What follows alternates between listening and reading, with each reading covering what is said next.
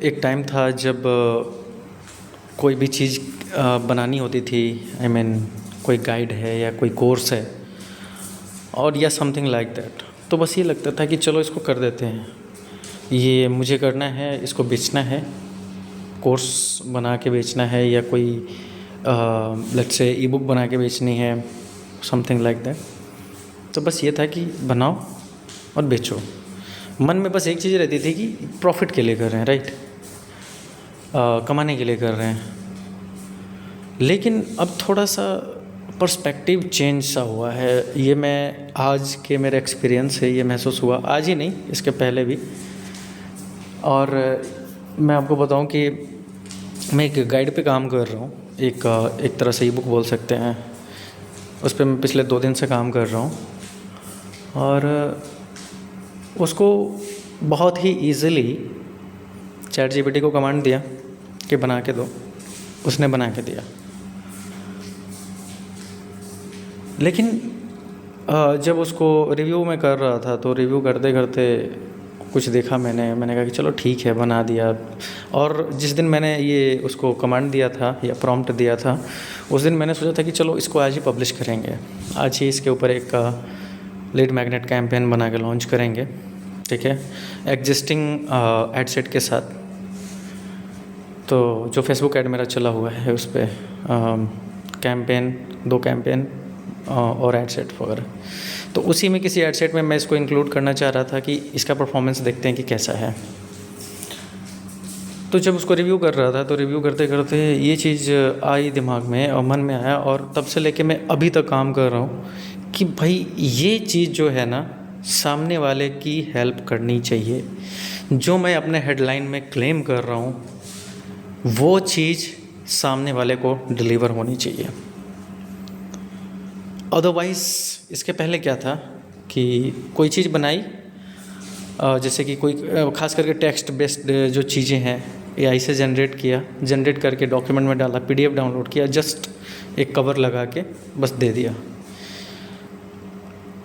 तो generally chat GPT वगैरह ऐसी चीज़ें जब जनरेट करता है तो आप रिव्यू करोगे तो पता चलेगा कि वो उस तरीके से नहीं होती जो कि एग्जैक्टली रिज़ल्ट डिलीवर कर पाए सामने वाले को। उसको आपको रिव्यू करके उसको एडिट करना पड़ता है। अगर आप ऐसा नहीं कर रहे हो तो थोड़ा सा ध्यान दो इस चीज़ के ऊपर।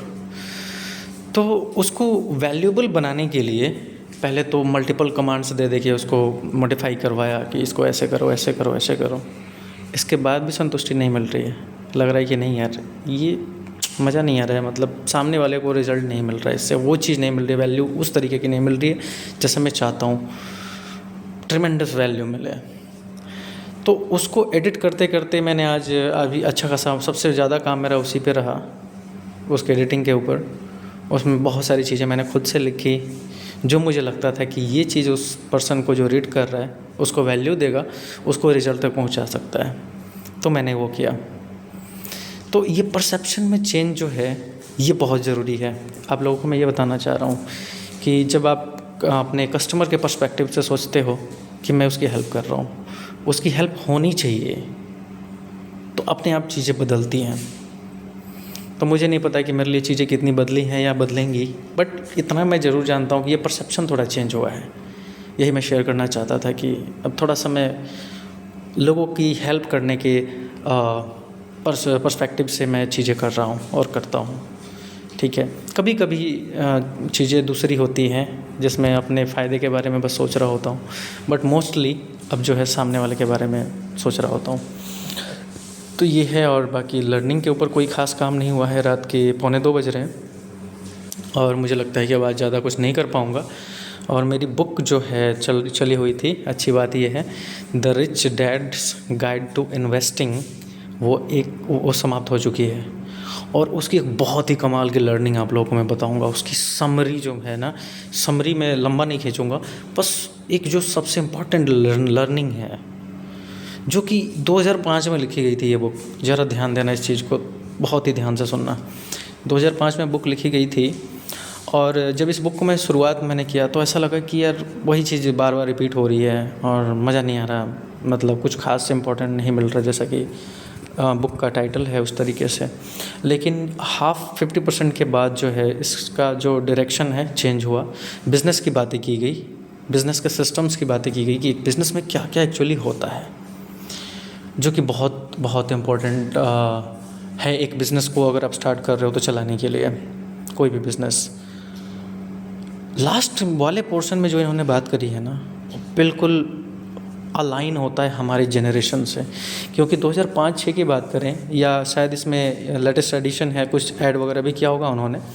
लेटेस्ट एडिशन नहीं था, मे बी शायद उसके बाद कोई कुछ उसमें कंटेंट जुड़ा होगा, क्योंकि 2005 में इंटरनेट का इतना बूम यूएस में भी नहीं था आई थिंक। हाँ होगा, लेकिन इतना ज़्यादा बूम नहीं होगा, क्योंकि अभी कंपनियां इमर्ज हो रही थी 2005 में, और शायद .com बबल बर्स्ट भी हुआ था 5 में, ये आई एम नॉट श्योर इसके बारे में थोड़ा सा। तो जो उन्होंने बात करी है इंटरनेट बेस्ड बिजनेसेस की बात करी है उन्होंने अपने लास्ट वाले पोर्शन में इस बुक के, और बोला है, एक लाइन मैं कोट करना चाहूँगा यहाँ पे, एग्जैक्टली वो लाइन तो मुझे याद नहीं है, लेकिन उन्होंने ये लाइन कोट किया है कि आज के समय में जो ये सिनेरियो है 90s के सिनेरियो से बिल्कुल अलग है, जहाँ आपको एक बिज़नेस करने के लिए बहुत सारी चीज़ें करनी पड़ती थी, बहुत सारी चीज़ें सेक्रीफाइस करनी पड़ती थी, और फिर भी बहुत कम % के लोग सक्सेसफुल हो पाते हैं। वही सिनेरियो आज क्या कहता है कि भैया इंटरनेट बेस्ड कंपनी स्टार्ट करना, उसको ग्रो करना और अपने आप को ultra rich banana is not a big deal.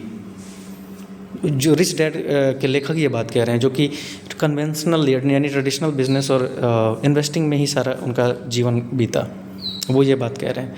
और आप देखो ना यार, आज के सिनेरियो में देखो एक लड़की वायरल हुई है, पता नहीं क्या नाम है उसका, कौन सी अवस्थी है, 100 करोड़ की कंपनी, वैल्यूएशन 100 करोड़, जो कि 1 साल पहले स्टार्ट हुई थी, एआई बेस्ड कंपनी, और उसमें भी कोई बहुत बड़ा इन्वेस्टर नहीं, कोई कुछ नहीं, वो लड़की ने स्टार्ट किया, और लड़की भी मात्र 16-17 साल की है।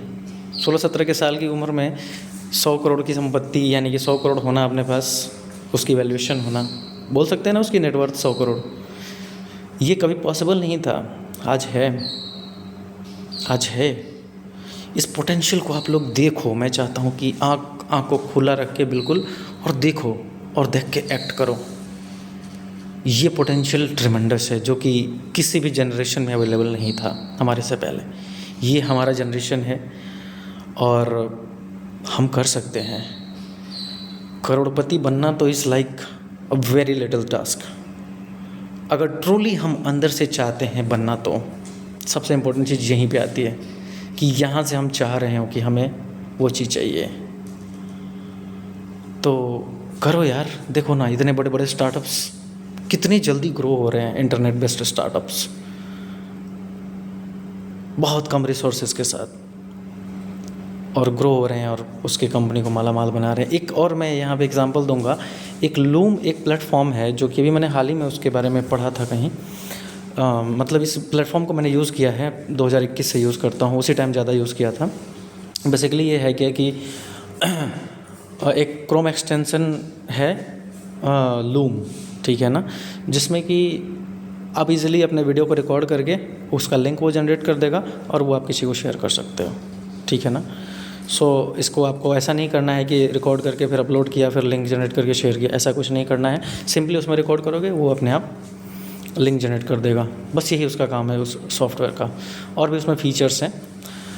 तो वो प्लेटफॉर्म अभी हाल ही में उसके ऑनर ने उसको बेच दिया, ठीक है, उस कंपनी को, लूम कंपनी को, और उसको अराउंड 46 मिलियन और समथिंग लाइक दैट, ऐसा ही कुछ डॉलर्स मिले थे हिस्से के रूप में, 46 मिलियंस डॉलर्स।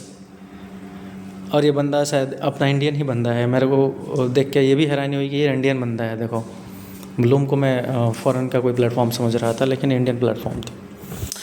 तो ऐसे हज़ारों सक्सेस स्टोरीज़ हैं जो कि हर दिन क्रिएट होते हैं इंटरनेट बेस्ड बिजनेसेस की और स्टार्टअप्स की, और जो ग्रो हो रहे हैं और धमाल मचा रहे हैं, राइट। आप लोग क्या कर रहे हो यार, हम लोग क्या कर रहे हैं। सो इसी के साथ मैं अपनी वाणी को विराम देता हूँ आज के लिए, क्योंकि लेट हो गया है ऑलरेडी। और मिलते हैं फिर नेक्स्ट वीडियो में टुमारो। तब तक के लिए इस लर्निंग से कुछ सीख के और अपना स्टार्ट करो। फर्स्ट स्टेप, बेबी स्टेप, छोटा स्टेप, लेट्स डू इट।